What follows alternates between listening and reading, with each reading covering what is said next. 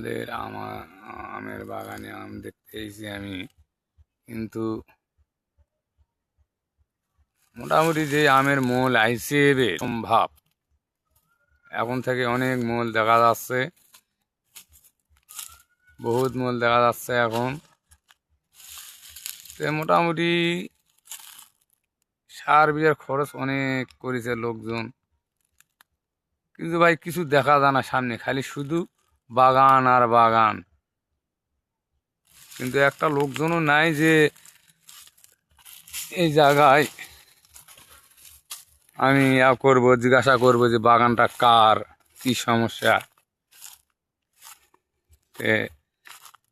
যাক, এই জায়গাটা দেখতে এসেছি, বড় একটা বাগান, 300 বিঘা জমি জুড়ে এটা বাগান লাগাইছে সরকার থেকে। তো দেখেন এই বাগানটা সব জঙ্গল আর জঙ্গল, মানুষ কেউ ঢুকতে পারে না, শুধু সাপ শিয়াল অনেক অনেক কিছু কিছু আছে।